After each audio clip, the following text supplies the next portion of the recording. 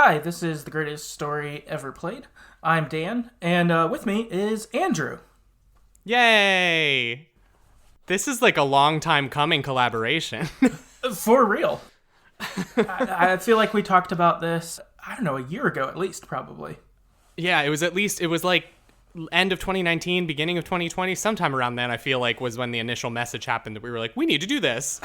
Yeah, no, I know. It's been a while coming, but I'm glad it is happening. So, if you don't know Andrew formerly co-hosted Good Game, Great Game, which ended about a year ago. Like just over a year ago. Yeah, that's about right. Okay, that's what I was thinking. So just over a year ago, Good Game, Great Game ended. It's a good podcast. The episodes are still up. I listened to one yesterday that was a lot of fun. So highly recommend go checking it out. It did a similar style of like a game per episode for the most part. So if you want to hear some deep dives onto games by Andrew and his co-host Zach and Kevin, highly recommend that. Also, you can hear Andrew on Games and Groceries pretty regularly. I feel like you've been on there nearly 10 times at this point. You're getting close if you're not there. Yeah, I'm working my way into the, I'm stealing one of their hosting spots. I haven't decided who yet. One of them is gone. That's amazing. Yeah, I feel like you are, if it was a TV show, you'd be a recurring cast member now. Absolutely. I need billing in the title sequence at this point. Yeah, you're at minimum, like it's like, you know, the credits roll and then it says also starring Andrew. Like I feel like you're in a Yeah, it's like that last one where they always do the thing where they're like and featuring James Earl Jones as Darth Vader, and I'm like that extra one where I'm like the evil villain and I get a special card with my name on it. Yeah, no, for real. You have a card for sure, or need to. Well earned of it for sure. But yeah, that's Andrew. We're here to talk about a game called Last Day of June. Yeah. So that should be a lot of fun. I guess first we've got a description for it. Andrew, would you want to get that description? Sure. Let me scroll up on the page. I'm doing great. I'm already in it. All right. So Last Day of June. Join Carl and June on what begins as a magical outing to their favorite spot and try to unlock the sequence of events that could save the day and June's life in this cinematic experience that will compel you to ask yourself, what would I do to save the one I love? Cool. A little background on the game too. It was developed by Ovosonico, this is their second game. They have another one called Murasaki Baby, which I've never heard of, but am interested in after playing this. Yeah. And then also, this game was based on a song called Drive Home by Steven Wilson. And the lyrics fall pretty strongly in line with the game. I listened to it earlier today. It's a pretty good song. And then, interestingly enough, Steven Wilson ended up being the composer for this game. I like that a lot. Yeah, cool that it was like, hey, I like this song a lot. I'm starting to make a game off it. Would you want to make the music for that game? Like, that's a pretty cool, creative backstory, I guess. Yeah, and I like the idea that it's like a song inspired, like, you know what I mean? Something was kind of your muse that was the impetus to create a story, and then you reached out to that person and let them be a part of the creation of that while they were your inspiration. That's like really cool, like circle of life artistry stuff. 100%. Yeah. When I read that, I was like, that's so cool. What a cool origin. I thought that was awesome. Before we get into the game, like recapping it, I wanted to ask you. So the description there, we learn a bit more about the game than I knew heading in. Mm-hmm. Did you know anything about the game before playing, Nope. Or did you just kind of jump in? I just downloaded it on the Nintendo eShop and went in completely blind. Okay, cool. Me too. I'd heard that this game was good, that it had a good story, and so I threw it on a list, and I saw it went on sale, and bought it. So I didn't know anything about it. I assumed this had to do with the month of June ending. So Likewise, I also thought that's what was going to happen. Okay, cool. Because also they never give you the names of the characters, actually, so you don't even know that her name is June. Oh, okay, wow. That makes sense. I probably got that from a walkthrough or something that got their names, actually. Yeah. Unless like they did like a sequence where they did show the names and I just like blacked out for a second. That's also possible. No, yeah, same. If it was there, I totally missed it because I was like, oh, cool, this is going to be kind of a nice story of like, I don't know, living in a small town. Summer is, just starting, like that sort of thing. Instead, it was far more tragic. Mm-hmm. Cool. Okay, so we're coming in at the same place. I think that's good. I imagine that we probably went through similar turbulence because I'm almost glad that I came in blind. We'll go through it as we talk through, but like, I feel like it let me go on the full journey that the narrative wants to take you through by not having any preconceived notions about what was going to happen, 100%. I agree. I think that this game, if I would have known more about it, maybe would have not gone as far for me. But because I didn't know anything, I was just ready to kind of experience everything it brought, sort of thing. Yeah. Cool. Okay, good. That's good background to get. So I guess with that, we'll jump into kind of our recap of the game, what's gone on in it, and whatnot. The game begins, and Carl and June are sitting by a lake. They almost look like I don't know, like Peanuts characters, kind of. Yeah, they were some mix of like Peanuts and then like with the indented eye sockets and no eyes gave me like Tim Burton vibes, like Nightmare Before Christmas-esque things. So I was like simultaneously like, this is charming and like a little creepy.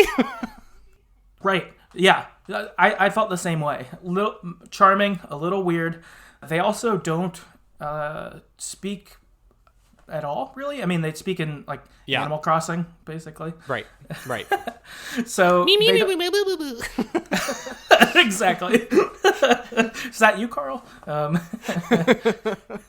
Yeah, that's how they speak. So they don't speak particularly, and there's not like subtitles that translate them. It's just that's sort of what happens. Right. And also the game is pretty like brightly colored, I would say too. Yep. And so you're experiencing this sitting at the dock next to the lake, and you're like, wow, this seems charming. It looks pretty nice. And for me, at least, I felt pretty put at ease. I was like, okay, this is going to be like a nice, cool 2-hour indie game. Right. Yeah, it just seemed chill. It seemed like it was going to be kind of like simple, which I'm fine with. Like, to be clear, when I say simple, I'll probably use it a lot to describe this game because it is in many ways, but I never mean that as an insult. That's a wonderful thing. Oh, yeah. It's definitely simple in a good light, or like kind of the tranquility kind of thing going on. It's just like, yes, okay, this is nice. So Carl goes and he leaves the dock to go pick a flower for June. Or if it's my Carl, he leaves the dock and picks 4 different flowers for June, and I'm sure she's like, okay, you've given me one, you can stop now. This is enough, Carl. Sit down. I honestly like had this instinct where I was like, the color of the flower I give her in the end is going to determine something, so I got real weird already. Oh man, I didn't even think of that. It didn't change a thing. The flower didn't impact. You find a flower and you give it to her. It's nice. Then she surprises Carl with a present and is like, shows him, I got this for you. And this triggers a flashback, which is the first of many flashbacks. This comes up a bunch through the rest of the game after this, but it triggers a flashback, and an old man stops by their house and gives a present to June. Carl, meanwhile, is asleep on the chair in the front room, and so June's like, oh, shush, and takes the present, and then you spend a bit of time going around the house trying to find a good place to hide the present to surprise Carl when he wakes up. I'm guessing it's his birthday, maybe? Yeah, something like that, or I have to imagine that the present is something particularly meaningful to him or them as a couple. That's kind of what my guesses were, but it never actually gets revealed. So I guess it's sort of up to your imagination. Yeah, I guess. That's true. I guess it could be like an anniversary type present or something like that. And so June, yeah, I was kind of like, it's something like that, or maybe the other thing that I wonder is if it's something to do. It's like a pregnancy present. Something for the baby. Because then I'm wondering if maybe Carl even knows she's pregnant yet, which we don't find out till much later. So maybe this is her way of announcing it to him. I don't know. I have so many like head theories that like the game leaves wide open for interpretation. So it's very fun the ways my imagination played with this. Yeah. Oh my gosh. I hadn't thought of that. That this could be, she was going to announce it to him at this, like, you know, the old man gave baby clothes or something like that. Oh my gosh. Right. Something like that. Wild. Either way, whatever's going on, Carl's getting a meaningful present. So June's going around the house trying to find places and keeps kind of finding one, and it's not working. It's like, oh, I'll try the table. That didn't work. What about this counter? That's not really quite right. And she goes upstairs and into the office. She sees a photo of the dock. That's a framed photo on the desk. So obviously this was a meaningful location for them. And so she says, that's our spot. I'm going to give them the gift at the dock, you know, where, you know, whatever happened in their past that's meaningful enough to be framed. I mean, that's a big deal. Right. Definitely. So from here, we flip back to the present, and it starts to rain while they're on the dock. So Carl doesn't open his present, and they both run back to the car to escape the rain. They get in. Carl jumps in the driver's side, June in the passenger side, and it's starting to pour. It's, I don't know, really coming down, and it seems like they even have kind of uncertainty as to should we be driving in it, like it's really coming down. Mm-hmm. But they decide to start the car up, and you see them drive forward, and then we cut to a new scene. Carl wakes up in his house in the chair. It's dark, and then he moves to his side and pulls out a wheelchair. Yep. What happened? You have this sudden, what? Oh, yeah. It was definitely like this thing of like the game is showing you in a way that lets you basically slowly piece together like, oh no. Yup. Okay. Yeah. Oh, yeah. I was just like, all right. Like, this moment, like, really drew me in more. Right, because at first you're like, why is it dark? And then you're kind of like, oh, I wonder where June is. Like, she's not in her chair. Carl's just in his. And then he pulls out the wheelchair, and then he's kind of like going around the house sad, and you're like, oh no. Oh, now I know why. Oh, no. Yeah, your heart just instantly sinks. At this moment, I was like, oh my gosh, like, all right, this game is even more than I imagined already. Like, I'm like pulled in a whole nother level, because, you know, before this, just been expecting something sort of nice and all of that, and you're like, oh fuck, okay, this is gonna get heavy. So from here, Carl goes to look for food around the house. As he's going around the house, he finds a can, but he doesn't have his can opener, so he goes into another room that was formerly June's art studio to find the can opener there. He gets it, but when he goes in there, a portrait of June, a self-portrait, comes down. There's like a cloth over it, and the cloth falls down, and he sees her and is sort of struck, and he's like, you get the vibe that he's been probably living in a daze for a while, which makes a lot of sense. His life is really fucked up. I'm also going to say that I just now, literally when you said it, realized that was a can opener. I was literally like, oh yeah, what's this thing that she's bringing over for it? What is that? Is it? And then because he was leaving it in the art room, I was like, it's some weird painting supply that I, as a non-artist, don't know what it is. But you're right, it's definitely a can opener. That's amazing. Oh, I'm smart. All right. And so you see the portrait, and you have this option. Then you hit remember. Carl like touches the painting, and it evidently gives him a chance to go back, basically. Mm-hmm. So he hits remember, and you see a flashback of the day where it happened. So you see a boy who has a ball go down the hill. The kid runs after it. You see the car coming towards them, and that they swerved out of the way to not hit the kid, have the car accident that got us where we are. Right. Quick reveal of this, and you're like, okay, this is real bad. I'd put it together in my head that this is probably what happened, but then to see it is just kind of another dose of like, heaviness. Yep. After this, the June portrait actually changes. It turns into a soccer ball and then it fades. Then we see the other portraits around the room light up. There are portraits of the kid, the best friend, the hunter, and the old man. So these are the 4 other characters in the game who live in their, it's not even a town, it's smaller than that, but whatever you'd call it. Yeah, it's like a village at best.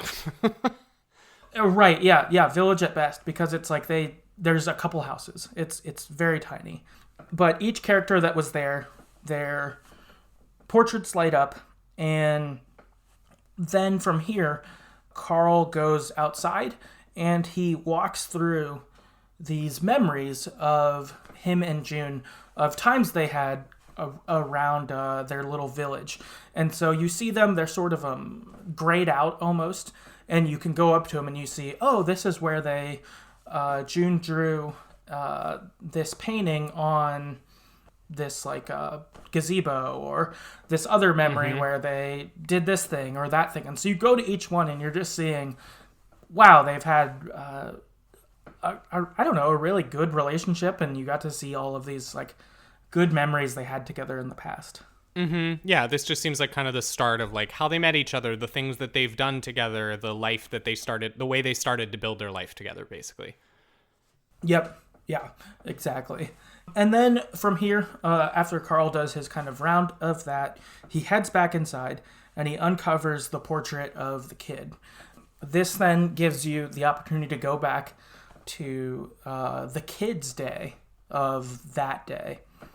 So Carl takes a hold of the portrait and he travels back to the accident. And what you kind of see happening is what that day was like from the kid's vantage point. So you see him trying to get different people to play with him. He goes to Carl, he's got a soccer ball, and he's like, play with me. Carl's too busy, he doesn't want to. He goes to the hunter to try to get him to play. Again, same thing. He goes to the best friend. She doesn't want to either. No one will. He sees the old man and he's asleep. So then the kid goes up to his treehouse, and you just see him kind of sadly sitting there, and you feel bad for him, like. Yeah, I mean, like, it's a small village. There's like 4 of you, and there's clearly one child, and none of you can bother to play with him. Also, where are his parents? What's happening here? That's a good question. Part of me thought that maybe like the hunter's his dad and best friend is his mom, but maybe not. I don't know. It doesn't make sense with the rest of what goes on, but that's what I'd kind of thought at first. Yeah.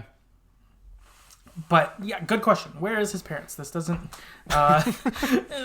make sense. But I think again, without having words or any of these things, you could recognize and feel that feeling of like, I don't know, wanting someone to play with you, wanting someone to be involved with you, and then them not having time for you, and you just kind of feeling shitty. Yeah, I mean, I grew up as like an only child. My cousin was kind of raised as my brother, but when I moved to West Virginia, then I lived an hour and a half away from him, so it was like he was my brother that lived in a different state instead. So like, yeah, I spent a lot of time as a kid playing by myself. This is very familiar for me. Yeah, no, yeah, totally. I feel like I have experiences that line up with that, and it like took you back to that spot. Like I truly felt that of like, I know how you feel, kid. This sucks. Like, So from here, the kid goes around, and what you find out is kind of the main mechanic in the game is that you can find memories that you can have that day that sort of fill up your character. So the kid's got 5 memories that are scattered throughout the village.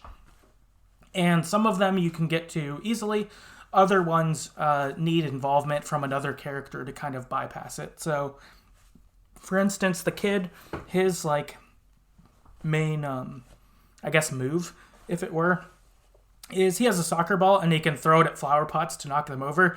And then he can like sneak behind the fence that's behind them or whatever. And so... Right. he's kind of got that going on, and so he's able to get you into some areas because of that unique skill versus the best friend and the hunter. They're both adults, so they can like open doors that are bigger. The hunter has a gun, so he can shoot things that kind of change stuff. But this introduces you to this first mechanic. The kid then goes around and starts to find some of the memories that ultimately change the actions of his day, that can prevent him from ultimately having the ball that rolls into the street. I also definitely had the very frustrating experience of, okay, great, I'm learning that this ball can knock down flower pots. Let me go explore the town and knock down all the flower pots. And I'm a big exploration person and always want to find all the memories, and that was my thing. But then I saw a dog, so I wanted to play with the dog. And the minute you start playing with the dog, your ball is now locked into playing with the dog, which means I was locked into killing June again. Oh no. So it was really terrible. I was like, no, dog, no, give me the ball back. No, she's gonna die. It was the most tragic first run through of the kid that I could possibly have had. You're like, wait a minute, I want to play with this dog. So then I ended up just having to go back through the kid a second time before I was able to properly fix anything. That's great. That's funny. Playing with the dog is fun. I like this dog. It was, again, for being a simple game like we talked about earlier, even just seeing this dog and the kid playing with him and the kid laughing, you're like, I like this a lot. This is nice. Mm-hmm. Ultimately, kind of how the kid's story goes is also on any playthrough with any of these characters, you can't get all 5 memories in one go. A lot of them are blocked where it's you could get maybe 2 memories or 3, but then to get the other ones, you kind of need to play as the next character to, for instance, for the kid, open a door he can't get behind, but then on your playthrough with someone else, you could open it and then the door's still open and the kid can go there, kind of thing. Yeah. It was a cool discovery to learn that when one character changed anything in the world, it was permanent for all of the characters. So it was okay, once you start playing as the best friend, it's great, any gates that I open are now open. Yeah, that was cool. I liked that a lot. I thought that made for me, notoriously, I'm not a big puzzle guy. I don't tend to like them. I really liked this puzzle. I thought this was a lot of fun and was interesting to figure out oh, okay, so if I can get this one, if this gate open, then I can go get this balloon with this character or whatever, or not balloon, but memory. They felt like balloons in a Mario game. They did, because they kind of popped. Uh-huh. Yeah. It felt like that. It was pop, okay, I have this memory, I've secured it, kind of thing.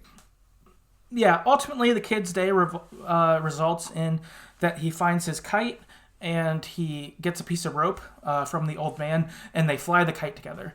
So we did it. We saved the day. We fly Yay! The kite. The game's over. What a good game. The game's over. We saved it. We saved June.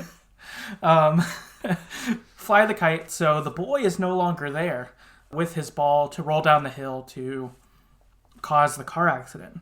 However, the car accident still happens. What we see then instead is that the best friend, she's driving her pickup truck and she's packed all her stuff up and she's leaving and it's not harnessed together, so all of her shit falls out of her truck.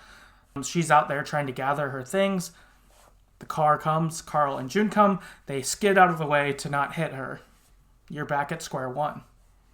Yep.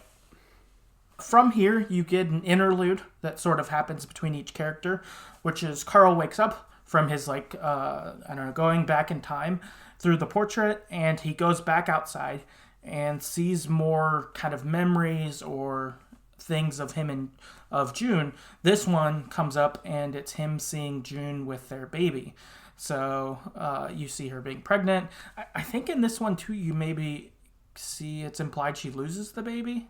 Yeah, I believe I don't know if it's in this set or the next set. This is definitely where you see that she got pregnant and they started buying a crib and doing that kind of stuff.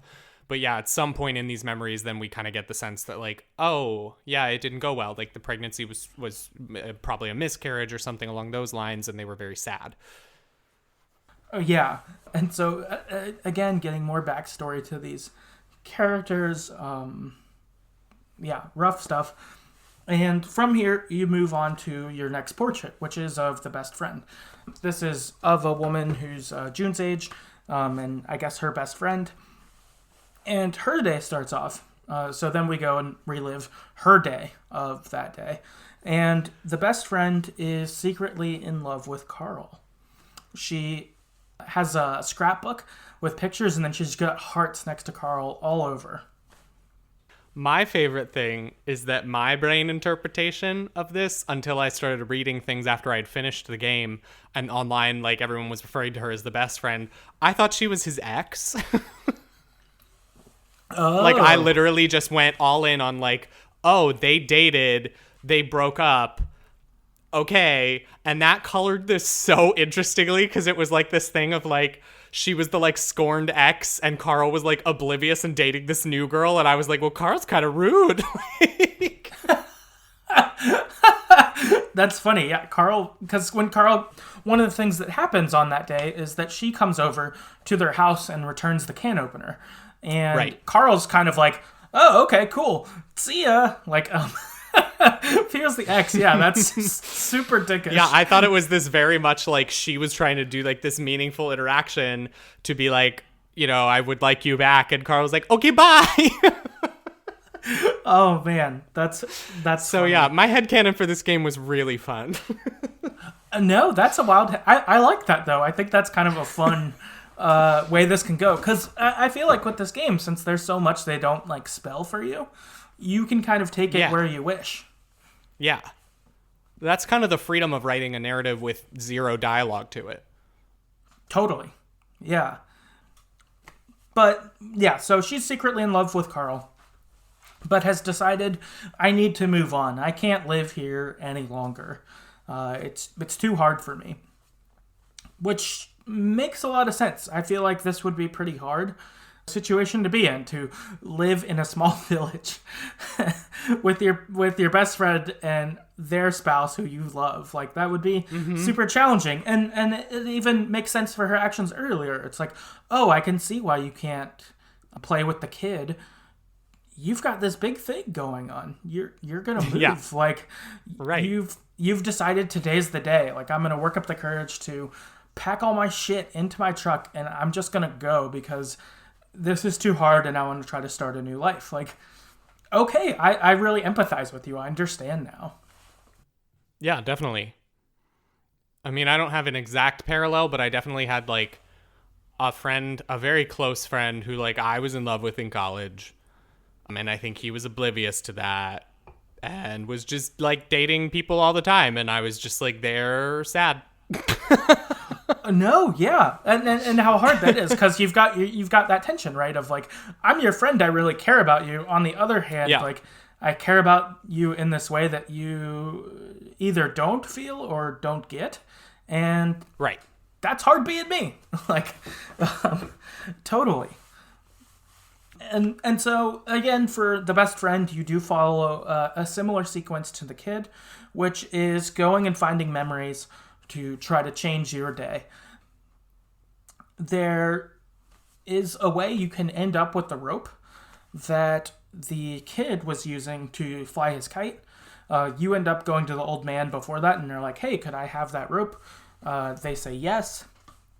And so, as the best friend, you're able to secure your stuff on your truck, but then the kid ends up back in the street. So you solved one problem, but you reopened the old one.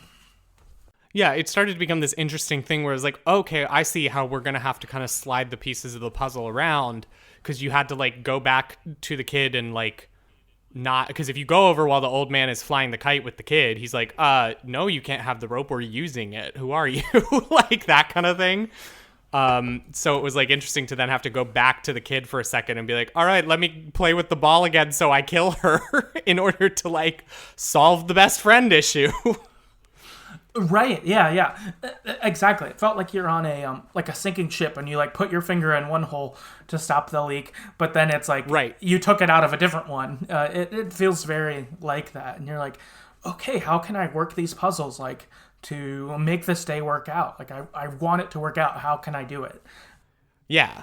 And this is kind of where you get like the setup of what the gameplay is really gonna parse out to be, is that the narrative is like, okay, I need to find the right, like clearly there's, you're seeing the 4 cards, the 4 pictures that were in June's art studio before. And so you're like, all right, so I'm going to end up going through 4 characters and I'm going to have to like basically find the right combination of activities for the day to save her. And so that's when you're kind of like, okay, great. I'm full in on the puzzle game. I get what we're doing. Let's go.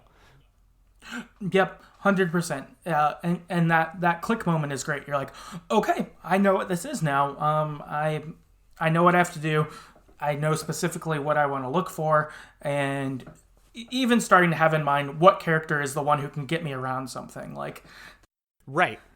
It's great. You're like, oh, okay, so I'm going to do this. Then if I do this thing with the kid, that will let me in here. And then, this person will be able to do this or whatever. Yeah, that's awesome. Yep. I will say that the best friend was the one character I did not find all 5 memories for. I don't know if I just like forgot or if I didn't see them, or I don't know. I never found all her memories. Oh, really? Yeah. Interesting. I figured it wouldn't let you forward if you didn't find them all. Nope, it doesn't actually seem to have hindered anything. I couldn't find like 2 of them, so I was like, okay. Wow, that's crazy. I ended up, I bet the ones you couldn't find were the ones I couldn't find, and I looked up a walkthrough because I thought I couldn't go further. Yeah. I was like, okay, what's the other one? I don't know where it is. There's one that... Yeah, I was figuring it would be easy because they're like, when you're in the character that picks them up, they're like blue and shiny. So they kind of stick out. So I was like really surprised that I didn't see them. No, there's one that's like up a hill that you wouldn't find. Like you have to like... Yeah, it's like you don't go there, and under any other circumstance, I wouldn't have found it without a walkthrough. But it's something where like... I never walk up hills, so... I don't do that. That's above me, literally. That's amazing. Okay, so from here, we move on to the hunter. And when you meet the hunter for that day, what you'd seen him do previously is running around chasing a bird, shooting a gun. And I don't know if you reacted the way I did, but I was like, man, what an asshole. What is he doing? Yeah, I was definitely like, well, that's a guy I'm not going to be friends with. Okay. Yeah, 100%. It was just like, all right, fuck that guy. Like, that's what it felt like. But then you go to how his day started, and what you see is he's got a, I don't know, family shrine, almost, of his family, who all, like, served in the military. He's got their, like, medals out and, like, awards and portraits of them and everything. And a bird flies in and steals the center medal, like the important one, for sure. Yeah. And flies off with it, and so he's like, oh fuck, I gotta get my family medal back. And so he's chasing this bird, shooting a gun at it, trying to get it. And again, with this guy, I felt like with the previous actions before, I was like, oh, I get that. That's pretty meaningful. You're acting wild, but like, I get it. Like, I wouldn't want to lose that either. Yeah, definitely. I mean, because the more, and especially when you start unlocking his memories, if you look through them, you kind of get the sense that, like, he has spent his whole childhood trying to live up to his father's expectations, and now his father has probably passed, but he's, like, that's so deeply embedded in him that he just wants to, like, uphold his father's legacy and be as good of a hunter as he perceived his dad to be, which is ultimately then something I can relate to. You know what I mean? Mm-hmm. Oh, yeah, totally. It's like, oh, my dad thought this was really important. I don't want to totally blow something he cared about. Like, right. And then it's like, also, if that medal is like your biggest keepsake of a very dear relative who's passed, yeah, you're not going to let some bird fly away with it. Yeah, not at all. Even if you've got to run around your village shooting at it, you're like, okay, I get you, dude. Like, it makes sense. And so for him, he's running around shooting after the bird. You get introduced to a little more complicated puzzle mechanics here, which was kind of fun, which is it involves calling the dog over. And so you'll like have the dog on one tree, you'll shoot the bird so it can't go to the dog's tree and it'll have to go to a different one. Yep. But then, of course, before you even do this, you got to go back to the kid and put the kid back on the kite so that he's not playing with the dog, because the dog won't come while the kid's playing with him. It was this whole thing where I was like, oh, wow, I've got to really adjust everything, don't I? Interesting. Yeah, you really had to change the puzzle because there was like a gate you couldn't get past. But if you shoot a tree, the apples fall into a basket on the gate, and it makes the gate go up. And it's like a whole thing of like sometimes on purpose, sometimes accidentally figuring out how the puzzles work and giving you access to a bigger map. Yeah, there was definitely a lot of trial and error of just like calling the dog to trees and hoping that was the next one the bird was going for. Yeah, the first time I did this one, I called the dog to the wrong tree, and my shit just ended right away, like your one with the kid. I was like, okay, I wasted that day. It was like, no, you did it bad. Goodbye. They're dead again. They're dead again. You're like, okay, I gotta do this again. How can I save them? But ultimately, you kind of track the bird, shoot at it, use your dog. Ultimately, you get it to a spot where the bird's had enough. It's tired of being shot at, and it drops the metal off in a bird bath with other baby birds. It's baby birds, I assume. So that's cool. Now you want to try to get there. The path to get there is blocked for you, so you try to go around the side, and you walk on this like unsturdy ledge that you shouldn't have walked on, and it falls down. Oh no, sorry, that doesn't happen. You do the bird bath. The way your day ends as the hunter is there's a ledge that's over by the road, and you're shooting after the bird, and you walk onto the ledge begins to crumble, you jump back, and the ledge falls onto the road, which then causes the car accident. From here now, you've accessed all three characters, the kid, the best friend, the hunter, and based on each of them, you can use each of them to kind of open up areas for the ones you need. So, for instance, the kid, there are some flower pots he can knock over that give access to the best friend, or the hunter, the balloons they need, or the hunter can shoot things that end up giving access to the kid or the best friend, stuff that they need. Right. And ultimately, you are able to find, like, once you get all the things done in order, like, there's another rope out by the bird bath so that you now don't have to fight between the kid and the best friend as to who's going to have the rope. So you can, like, then basically put the kid on the kite, have the best friend tie the boxes down on the truck, and then eventually, using the abilities of the other two, get the hunter over to the bird bath where he can get the metal back. And so then it's like, hooray! Did we do it? Are they alive now? Right. You think, did it work? And it doesn't. Nope. Then there's like a lightning strike, which is kind of like, oh, I can't change that one. Right, yeah. It happens, and you're like, okay, like, we can't get out of this. What if we never go on the trip then? Maybe that's it. What if we're not in the car? Right. And so you go to the old man. He's dropping off the present. As the old man, you go around and gather your memories. At this point, you basically have free reign of the whole map at this point. So the old man, it isn't doing any puzzles anymore, really. Instead, it's that reality starts to crumble as the old man. So at first, you have to go, you deliver the present, the day happens.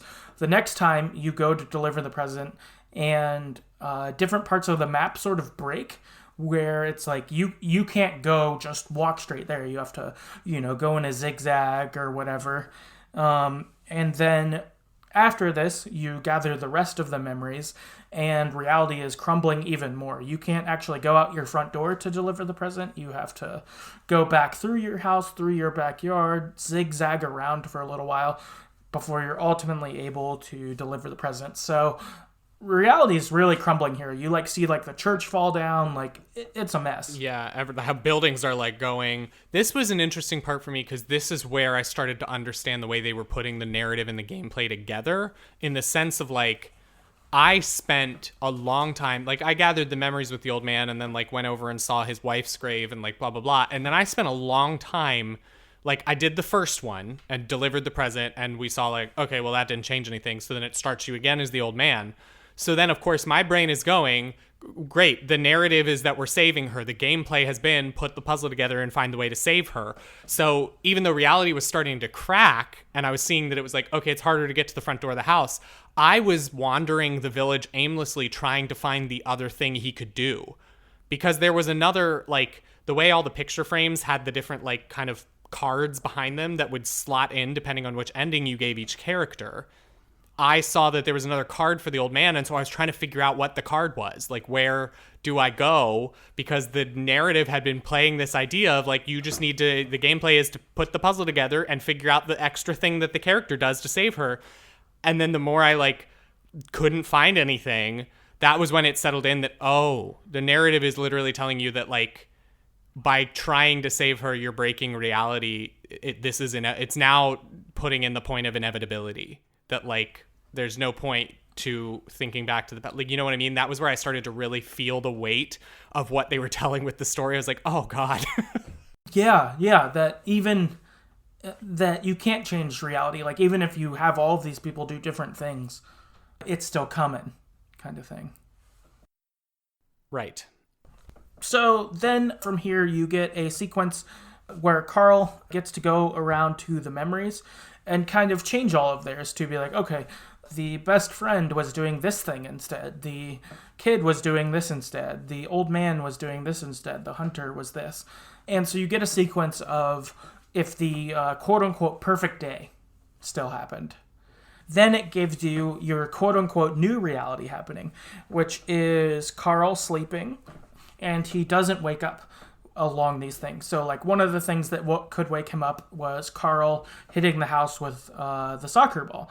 But instead, Carl's off, or not Carl, the kid, is off doing something else. And so he doesn't do that. The hunter's gun has been replaced with a confetti gun. So when he shoots it, it doesn't, make a loud bang. It's just confetti. And right. All of these things line up, and Carl sleeps through the day. He's not woken up by these things. Instead, June is interacting with everyone. So when the best friend comes over to return the can opener, before Carl had talked to her, instead, June takes the can opener, and they talk for a while. Now, the funny thing is here, with my ex context, I thought that was going to be the way to save it, because basically, so I had the kid with the soccer ball. I put him over on the seesaw so that, like, he would, not wake Carl up and Carl wouldn't go in. And then I had the best friend come over on the bike so she would get there sooner so that she would meet with June. And I thought they were going to fight. and that would like ruin the, I was like, yeah, that's it. I solved it. They have to fight because that's the X, and then no one will go to the lake. Oh my Which God. Clearly did not work out. That's amazing. That's so funny that was your thought pattern. Yeah, I was still very much in the, like, I understood that there was a message of inevitability, but I was also still very much in the, this is a puzzle game. I'm going to solve this puzzle. Like, I was, like, really focused on that. No, for sure. In that, like, the first three work that way for you. The old man is different, like you said. And so, kind of seeing that. And what we find is June has all the interactions with the people that day instead of Carl. But then Carl wakes up, and he goes upstairs. He sees the framed picture and is like, hey, let's go to the dock. And June, meanwhile, has the present hidden behind her back. So he does it, and you end up with the same result still, because Carl got them. Right. It's once again the inevitability thing of, like, they were going to go to the lake. One of them was going to suggest it no matter what. There wasn't a way to stop this. Right. There isn't a way to stop this. So then Carl wakes up again. He's again on his chair in the living room. He goes over, then he jumps into his wheelchair, and he heads to the art room. And he destroys the paintings. He's fed up with this. How can't I change this? I've done everything right. Like, I found the memories. I did the stuff I needed to do. Why won't this work? And you feel his frustration too. You're like, I want to save June. What the fuck? Why isn't this happening? Yeah. From here, Carl then goes over to the stairs, and they've got an escalator, I guess. Or not an escalator, but a lift. And he puts his wheelchair on it. He goes upstairs, and he goes into the room that was the study, and it's all illuminated. It's all bright. Carl's been in the dark in his house the whole time before this, but he walks into this lit up room, and it's the baby's room.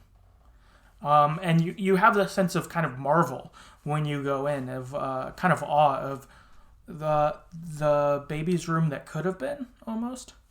Yeah, it was that weird thing where you were like, okay, I definitely remember seeing that, like, you know, because the memories that we saw before essentially paint the story of like, this is how Carl and June met. They built their life together. They got pregnant. The baby was lost. It looks like June went into a depression and he brought her out of it with the paintings. So then it's sort of this interesting juxtaposition where you see him destroy the paintings, which in my mind, I was like, no, that's like your last thing of her. Like, I was like freaking out. And then you go upstairs and suddenly it's a baby's room, which was the thing that you thought was lost early on. So there was this really interesting like shift in the way reality was manifesting in that moment. Oh, totally. It's wild. And oh, totally. I felt the same way too with destroying the paintings. I was like, I get how Carl's frustrated there, but I'm like, oh man, that's all you got left. Like you're going to have buyer's like regret. Really sad. Oh yeah, it's like the things you do when you're that like frustrated and hurt, like, oh man, like destroying something like that, like you'd regret it so much minutes later, you know, kind of thing. But oh, you feel that pain for sure. You're like, this fucking sucks. But seeing this baby's room though, there's a lot. There's like an awe. You're like, what? How is this here? What's happening? How? He goes into the baby's room. And you see June's notebook, her like sketch pad. You open it, and there's drawings of everything you've been doing through the game before this. And you like see the different puzzles you solved, the different actions you took, and then you see them kind of like crossed off as you're going. Right, which was interesting because as you went through the old man sequences with reality breaking down, you were starting to see the portraits of the people that you had been trying to figure out the puzzle pieces of getting scratched out. And so all of a sudden there's like a tie-in to that. Mm-hmm. And so I think again, you're like, what is happening here? Like it almost feels like the game's been surreal before this, but it feels surreal in a different way. You're like, yep. Okay, what does this mean? And then the game jumps back to the start. You've got Carl and June sitting at the dock. It starts to rain. They run to the car. When they get to the car, though, Carl says, I'm going to sit in the passenger seat, and you should drive instead. Yeah, which is interesting because he had just looked at, like, the last picture he looked at in June's, like, notebook was him drawn as a superhero. So then it's sort of this, like, oh, we've gone back to, like, the scene of the moment, and he's gonna it feels like you're now being Carl going back and choosing to be the hero. Mm-hmm. And you'd seen that picture that she'd drawn of him before this too, and having it come back. So Carl switches it. I'm gonna be on the passenger side. You're gonna drive. When you're in the car with her, you can press a button and it says "Tell her," and if you press it, it comes up again still. It comes up like 3 times, and I'm like pressing it, like, please tell her, like, already, like, being ready to not do well. I try to It's interesting, too, because I read some people online who were thinking that was a tell her, like, we're going to crash and we should stop and, like, blah, blah, blah, blah, blah. Versus, like, I didn't, even in the moment, even having had played the game this whole time trying to save the both of them, I read that as like, tell her you love her because you're about to die. Like that was my interpretation. Yeah, and it seemed like that's what happened. There's like a part where she like kisses him or kisses his head or something, I think. Yeah. I think you're right. Tell her that you love her. Then, they go through the tunnel, you hear the accident, you wake up and you're in kind of an all white area and you can see smoke in the distance. And as Carl, you walk towards the smoke. You get there. June's there. And you're a ghost, basically. You're like pale. You look kind of like the memories that we've been gathering before. Mm-hmm. You can see them converse with each other. They hug. June lifts Carl's glasses up, kisses him on the head. You get a quick cut. And it's June at Carl's grave. Carl's glasses are now on his grave. Some music kicks in, which is really doing it. June stands up. You see that she's pregnant, and like the kind of montage of your kind of end comes in, and oh my gosh, this fucking wrecked me. I was like ugly crying. Yeah. I don't remember. I definitely got misty eyed. I don't think I was like sobbing, but I do just kind of remember like sitting there, like trying to process and like staring blankly at nothing. No. Oh yeah. Oh my god. Yeah. I don't know why this hit me the way it did, but it really hit me. I was like, what reacted way more than I thought I would, because I was like, I kind of thought this is how it would go, but oh man, it packed a fucking punch for me. Just in my basement crying. But it hits. Carl did it. He took June's place. That he ends up dying instead. But June is able to live, and she's pregnant. Credits roll, and then if you stay on a little longer, it gives you a little epilogue scene, which is June at the dock. She's sitting by herself. She's painting. She's there for a few minutes, and then a little boy walks up who looks like Carl, and he hands her a flower, and they hug, and the epilogue ends. Very little bittersweet little epilogue. Mm-hmm. Heavy stuff. For sure. Oh man. What I expected from this game and what I got were two different things. Very much Absolutely. So. Very much so. So yeah, that is last day of June. I guess from here, we'll jump into kind of general thoughts we had on the game. Anything else we really want to talk about that didn't really come up during the conversation. I think one, just commenting on what we just said, I think that this game really paired like the vibrancy, the color, all of like the, positive associations you'd have at looking at this game in tragedy really, really well. Like we commented at the beginning, I'm so glad I didn't know anything about this game, because I think it allowed its punches to land so much for me. Yeah, I mean, what I ended up having, and part of the reason I'm really glad I did a blind playthrough, so my initial thought, like the night I finished this game in one sitting. Okay, nice. And yeah, and I like initially was kind of like, oh cool, wow, Carl actually managed to like become the hero. He actually like did it, and da-da-da-da-da. And then I stepped away, and the next day, like the more I was thinking about it, the more I was like, you know what? I don't know that, I mean, I think that's one interpretation, but again, why I think the fact that they did this game without dialogue and without handing you anything definitively, I actually have switched my interpretation to Carl was dead all along. And our process of playing as Carl and trying to change everything and blah, blah, blah was June processing. Like that this entire game was us playing through the process of her grief. And that made it hit really powerfully when it's like you think back to like, thinking through to like, oh, what if Carl had been alive and not me? What if everything had been different? And then you go back and like, what could I have changed? And how, there has to be some way that the events of that day could have been different and we could both be here and everything would be fine. And if he was the only one left, he would be trying to save me. He'd be trying to figure out a way to keep me alive. So I need to do the same for him.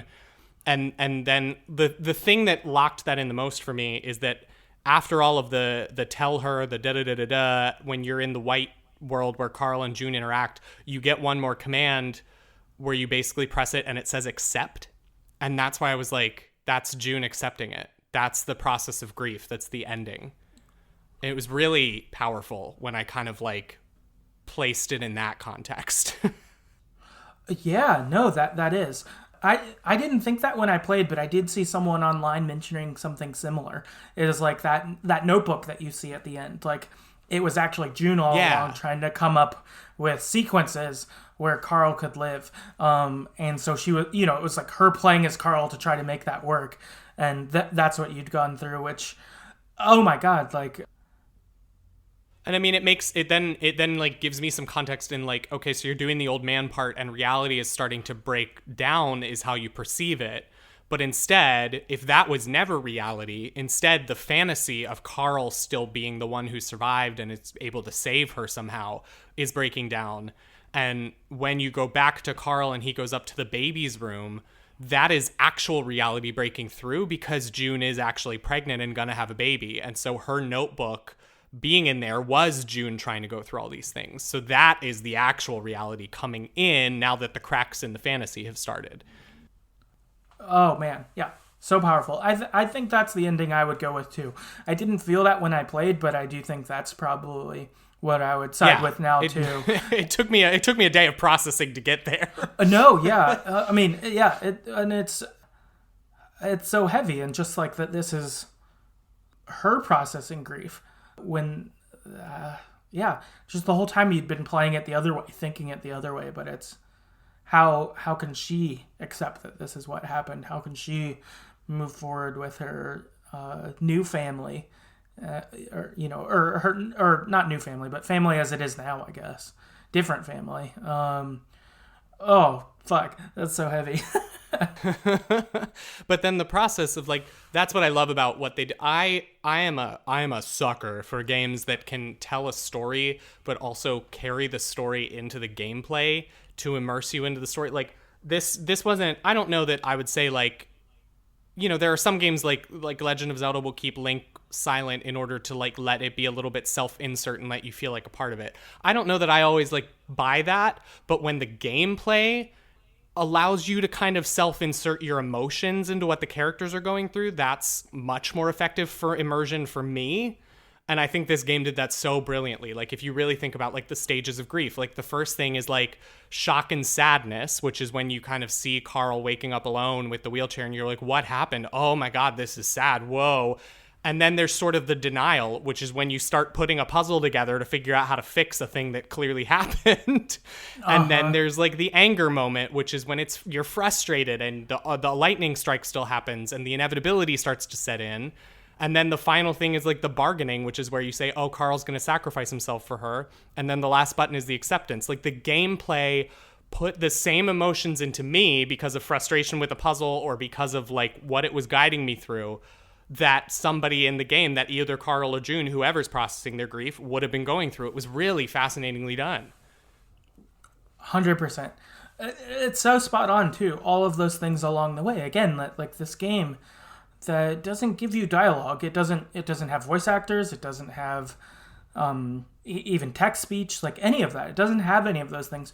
But all along through Carl/June's journey in this, and even with their side characters, like, you could empathize and feel what they felt, which I don't know if I knew could be done before this. Like, I've had obviously plenty of games that have made me feel things, but they've all done more of the stuff with it. This one didn't, but it still like broke through there and told what it did, which is, I mean, really masterful. I'm super impressed.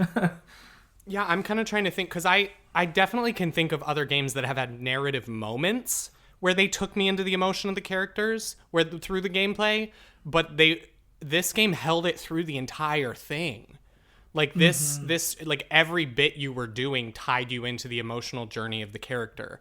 And so I'm, you know what I mean? Because I'm thinking back to like at the end of the first Last of Us, when you're Joel and you're going to save Ellie in the hospital. Like, that is definitely a moment where I was feeling the moral conflict of, like, I feel like these people are just trying to, like, save the world. Am I supposed to be doing this? But also, like, Ellie! Like, no! So, like, right. That moment took me in, but I don't know that I was literally on the exact same wavelengths of emotion the whole time. There were definitely parts where I was just watching Joel and Ellie's story, Nier Automata did this wonderful moment where one of the characters, like, you're androids, and one of the characters has like a virus start infecting her, and it impacts, like, you can't jump properly and you're moving slower and you're trying to get somewhere, but it becomes more and more frustrating as the virus is like taking over. And like, my God, the immersion of that moment, the way they did the gameplay there, like that sort of thing. But I don't know that happened throughout all of Nier Automata. This is not to say Nier Automata is not in my top 5 games ever, because it absolutely is. But no, but so like games have definitely done it for a second for me before, but the way that this one held me in that for like 3 hours worth of gameplay is really astonishing. Yeah, 100%. And I think it goes back to your calling the game simple early on. Of it's simple, and I mean it stripped off so many gameplay things you can do, or things that are common in video games. It only had this certain part of it. It's like there are some puzzles. We have a story. We're telling it, and we're doing it without words and such. And that you were in there that whole way through. And I think for me, from the which is I think what the game wanted, but at first, oh, nice indie game, it's all going good. Then you're in a wheelchair, and then you have all of this. Like, I had that immediate, once you have that wheelchair moment, I'm just full bought in. I'm like, okay, what the fuck? Like, yeah, the game literally shoves you into a situation where it's like, hey, process this crap that I just threw you into, and also try to figure out what you're doing while you're processing that. Good luck. Yeah. Which, frankly, like, having experienced, like, the death of someone close to me, that is very much, like, the first week or two after that death, that's what life feels like. Like, it feels like something just happened, my entire world is shifted, I don't know what do I do minute to minute of life right now? You know what I mean? It's very effective the way they did that. Yeah, how do you go forward? How can, I don't know, doing regular shit, thinking it all, thinking complex things like some of the puzzles. You're like, how can I do this? Like, I'm hurting. How do you keep going, sort of thing? Which, oh man, yeah, they totally, yeah. I'm just thoroughly impressed with this game. I think for me, I haven't played a ton of games yet in 2021, but this one's definitely my favorite one I've played so far. I think just everything it's pulled, what it made me feel, and the experience of it, it's so good, and I wish more people talked about it. I was looking on Reddit, and there's a subreddit with 3 people for it. Who the fuck? People need to play this game. It's very, very worthy of the 3 hours. And ideally, I mean, if they're here and they're hearing this, they obviously already had the game spoiled. But if they could play it like you and I did, not knowing, oh man, it's so worthy. Yeah, I think I'm just trying to think if I have played any new games in 2021. The worst thing, I don't know, worst, that's codifying it in a way I don't know is true. But the pandemic kind of put me in this headspace of I've only been playing games I'm familiar with for the most part. So I'm not sure I've really played anything else new this year. So when I say it's my favorite game of 2021, there's a bit of it also doesn't have any competitions, but that's not to take away from that it's a very good game. No, that's totally fair. I don't feel like I've watched, I've played a lot of new games, but I don't think I've watched almost any new TV since the pandemic's going. It's I want familiar. Yeah, no, I've been watching I want familiar old stuff. familiar comedies. I would like light, I would like to laugh, and I would like to know what's coming. 100%. It's I've rewatched a lot of New Girl, and so that's been kind of my thing in that realm. And then for some reason, I've been rewatching Walking Dead, which is obviously not fun, but it's familiar. So yeah, I think it. But if you're familiar, then it's different. Yeah, I think because it's familiar, I like it in that way. But yeah, but I totally agree. Familiar has been necessary for a while. Yeah. Yeah, but I'm glad that we touched this. I'm glad that I got to experience this. This just continues my general theory about the gaming industry right now, that indies are where it's at, and that I care less and less about AAA games every month. Oh yeah, I think that with indies, it's cool that I don't know, they're going places that you wouldn't go. If you threw more money into this game, you would, I don't know, probably have potentially famous voice actors in it, or different things like that. But I don't know if it would make it better. It might even make it worse. Yeah, I almost kind of like it being small and pared down. That's the thing, is I think for me, the AAA games have started to feel a little bit, and this is not in all cases, and this is a large generalization, I understand, but it starts to feel a little formulaic and a little almost overproduced. Everything, they're trying to get the most photorealistic graphics possible, and they're trying to get the biggest voice actors and perfect motion capture, and ultimately it takes away from just the simplicity of telling a story well sometimes. Versus indie games are taking risks, doing things that are pared down like this with no dialogue. Hades, I don't play any game for more than 2 months, and I played Hades for 7 months straight. Indie games for me are where it's at. And indie games are doing like representation, which is such a massive thing for me in gaming in terms of like diversity and representation in video games. Like the AAA studios, for whatever reason in 2021 are still like afraid to do that, but indie games are doing it. So I don't know. I am a big what's happening? I'm a big indie game championer right now. Yeah, I am too. I like you said, diversity is definitely better among indie games.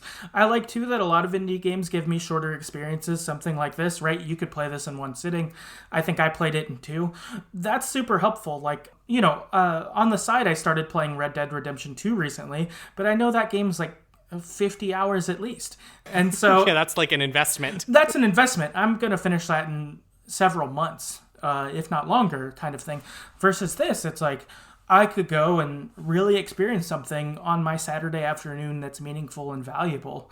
And I'm really glad that indie studios are doing that. And I'm glad that we have the internet where people can really call out these indie games that need played. That there are people saying, this game is impactful, you should play it. Or, whatever, that you'll hear about them, because there are so many indie games that come out that can be sort of needle in a haystack feeling, but thankfully, like Twitter, Reddit, whatever, like you're able to find out about them. And I don't know. I'm really glad for indie games. I'm glad for this one.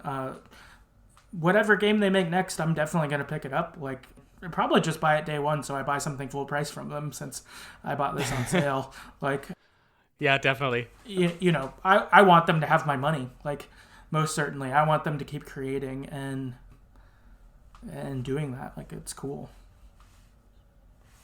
Yeah, it's very much like the kind of thing where it's like, I want to encourage this kind of work to keep happening. If they're going to put out something of this quality and this type, I'm interested to see what they're doing next. And yeah, like, they need my money far more than like Sony does. Right, yeah. Sony's going to be fine if they get my money now or never. Exactly. Or somewhere in between. Like, they're not going anywhere, but this studio, like... Yeah, I'm unemployed. I don't have $60 for you, Sony. Get away from me. You should be giving me stimulus checks. We recognize you're a loyal gamer. We're sending you one free copy of blah, blah, blah. I wish.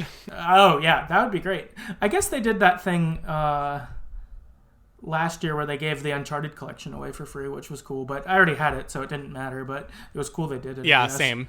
I was like, Sony, you're cool for that. I already got it, but I appreciate that you do that. I was like, cool. Thanks. That's great. I'm glad more people have access. I have all 4 games sitting right here on my shelf. I can look at them right now. Right. I have them with me now. No, yeah.